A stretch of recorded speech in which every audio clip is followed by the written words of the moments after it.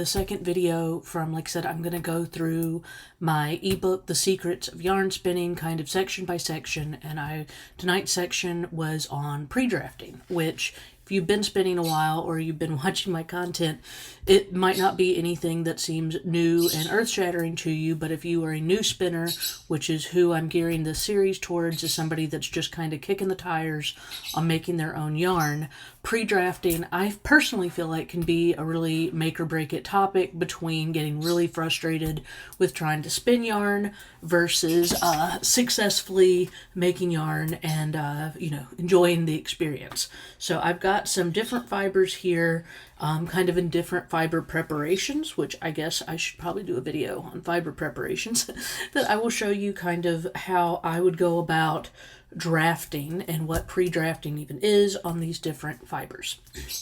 So first off, what is pre-drafting? If you have no clue what I'm talking about, and I don't know, I am self-taught, so like maybe if you went to some sort of fancy fiber school, they might give you a slightly different definition, but my definition of pre-drafting is basically when you take any fiber prep and then loosen the fibers. So if it's in, this is a leftovers from a dyed alpaca braid, and one thing to keep in mind is if you're dealing with a dyed fiber versus a natural fiber or a blended fiber versus a dyed fiber, this one clearly was dyed. And so this is alpaca, which is a shorter fiber length than a longer wool. So this is a longer Rambouillet merino blend. And then this one is dyed, whereas this one does have sparkle mixed in, but it is not dyed. So the dye can sometimes, especially the really pretty vivid braids, can sometimes be a little compacted or more felty. And that's just, the dye technique of it's basically if it got jostled around or the temperatures fluctuated too much can vary on that. And while some of that can definitely be avoided with just somebody that really knows what they're doing with dyeing, I personally feel like we can't totally always fault the dyer on that. I think if you really want very saturated braids and very bold colors, I feel like you're gonna end up dealing with a slight bit of just a compact fiber. But that's pretty easy. There's definitely to me a difference between a vivid dyed braid that's maybe a little bit more compact versus a braid that was not handled correctly and is then really felty. And when I say felty, I mean it's very hard to pull the fibers apart, so that would make it very difficult to spin. So this one is not felty, so this is alpaca, which actually doesn't felt, but this was the example I had. So the first thing I always tell people to do if it's a braid is to, and I usually, and like I said, this is where I'm self-taught, so I don't know the exact term, but I always call this kind of stripping down the braid because it's pulling it into strips. So if you want to call it something else, call it something else. But that's, in my videos, if you watch them, what I refer to as stripping out the braids. So that's sort of my step one for pre-drafting, especially a colorful dyed braid. What I actually mean, and what most people mean with drafting or pre-draft. Drafting is what you're doing when you're spinning. So like if you're doing a drop spindle, it's the part you're doing with your hands. If you're doing a spinning wheel, it's the part while your feet are treadling, your hands are drafting. So the drafting is the motion where you're pulling the fiber straight, basically, before the twist catches into it, because once the twist enters into it, then it starts becoming yarn, because the twist is the glue that holds it together. So the drafting is the motion with your hands, and there's of course different ways to do it depending on technique and what type you're trying to come out with, but it's the part where you're pulling it apart. So any pulling apart you're doing before you start spinning would logically be pre-drafting. So the pre-drafting is just where you go through and you're just loosening up. And this is what I teach in my spinning courses. I've got my mini Spinning the Basics course and then my big Dream Yarn course. We talk a lot about pre-drafting and fiber prep and all the things to make it easier. But this is what I teach is pre-drafting, especially for newer spinners. I think it's really important to go through, and you can see this also, like I said, depends on fiber type. This is alpaca. Alpaca has, and like I said, this is why my Dream Yarn course, I have a whole section on different fibers, because depending on the fiber length or the behavior of the fiber, even things like pre-drafting, like you saw, let me get a piece I hadn't pre-drafted yet. Because alpaca has short little fibers, the going through and pre-drafting, you have to be more gentle than you would be with like a BFL or something that was more of a long wool.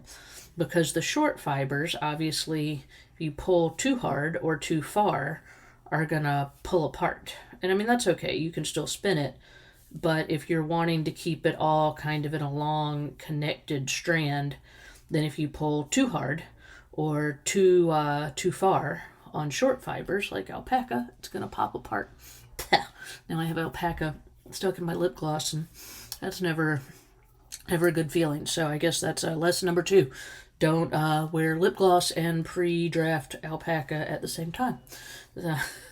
So that is how I would pre-draft a braid, and you're just going through and loosening it up. The idea with going through and loosening this up is that when you're actually spinning, if the fibers are already looser, then you're not having to fight with it as much, especially if you're a newer spinner, when you're actually spinning. Because what happens when you're a new spinner is your feet are going, your hands are going, your brain's going, and it's kind of like too many, it's like, trying to, pat your head and chew gum at the same time.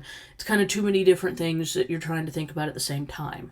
So if you've already pre-drafted the fiber, then that's going to be just easier going with your hands. So you're not going to have to put as much effort or time or struggle, because when you're spinning, you're kind of trying to get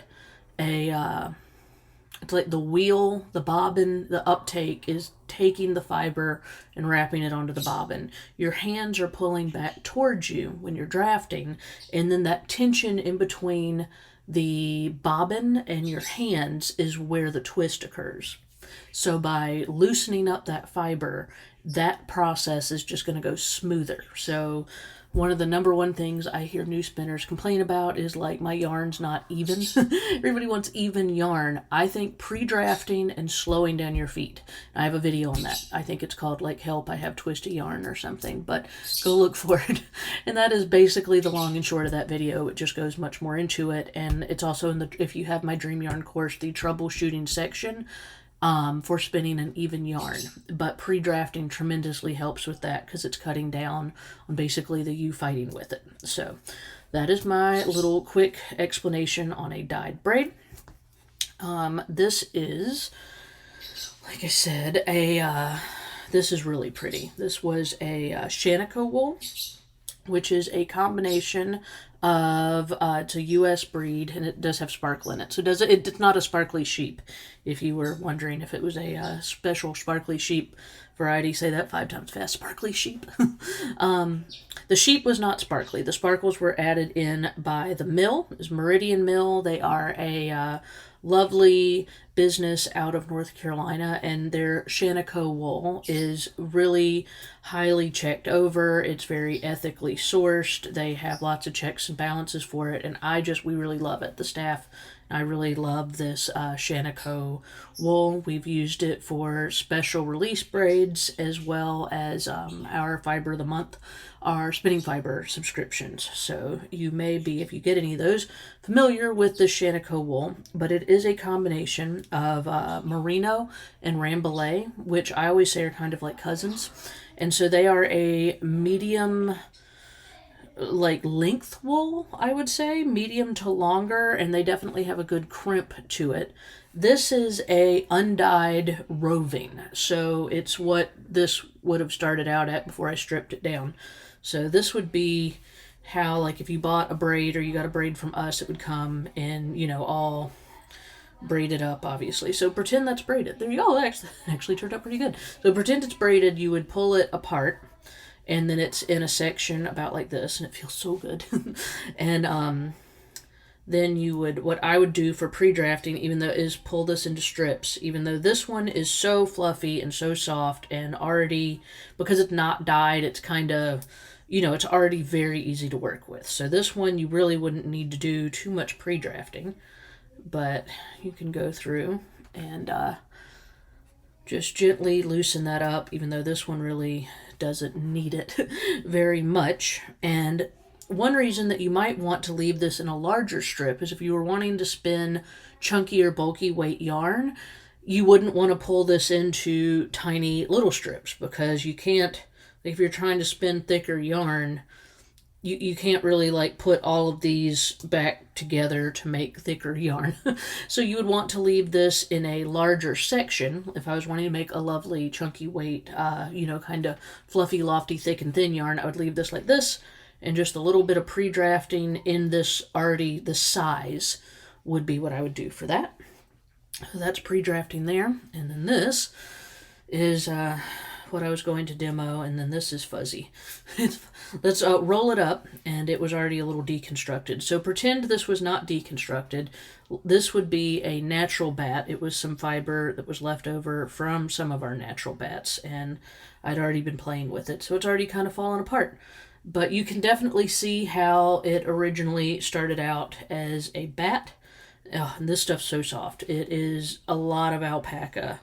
And I've kind of spaced it. It's might actually be 100. It's alpaca with a little bit of dyed merino in it, which is why it's got that kind of greeny purple jewel tone to it. You can see in the light, and it does have a little bit of VM in it. But you know what? It came off an animal. It came off an animal. So if you want it to be perfect, then get it super processed and dyed and from overseas or from China. No offense to China, but this one came from a lovely small farm and mill in Minnesota, and it is mainly alpaca with a little bit of hand-dyed merino. And so this was my demonstration for pre-drafting a bat.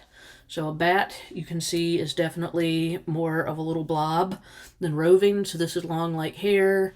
This is in like a cute little powder puff. So sometimes people can get intimidated by bats. You could either strip it down the side like that, which you can see I'd already kind of started. So you could either start pre-drafting that way, and I'm going to be totally covered in black alpaca here in a minute, or you could pretend this is a much larger bat. You can just kind of unroll it and start at one corner. And because this is alpaca, once again, it's short, fine little fibers, there's really not too much to loosen up in this. So it's basically just the loosening up of the fiber. And don't be intimidated by bats. Like I said, you can really just, you can either pull them into sections, you can pull them into little handfuls, or you can just pick a corner like I just showed you and pretty much spin from there. But that is pre-drafting, so you can pre-draft all sorts of fibers. And I have to pick all the alpaca off of myself now. But that is my introduction to pre-drafting and why you would want to pre-draft. And like I said, if you would like more information and you get information better written down, please go download. You can either find it on Amazon for sale or for free on my website, and there will probably be a link below this video for my small little ebook, The Secrets to Yarn Spinning, and it just has all these topics I'm going over, but in sections. And I don't know, I'm one of those people, I love to listen to podcasts and like YouTubers. I follow a lot of YouTubers. It's clearly how I learn things, but I like to hear it, but I'm a big reader, so I like to have like a reference to go to. So that's always my point with all of these, is not that it's information that you can't get from either an online course or, hell, I have a podcast, from listening to me or seeing me do it, but I just personally learn well from being able to hear it, see it, and then also read it, being able to go back to something as a resource.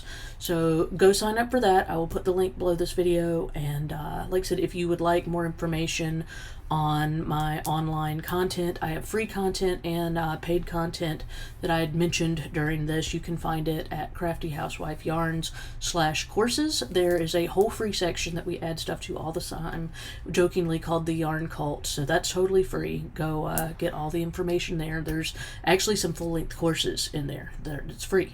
You don't have to put in any information for it. I also have my standalone courses for drop spindle, getting started on a wheel, and then my Dream Yarn course, which is big, and then there's an art yarn section, and I have a lot of other things I'm planning on making. I really enjoy making digital content, so go check it out, and I will see you next time.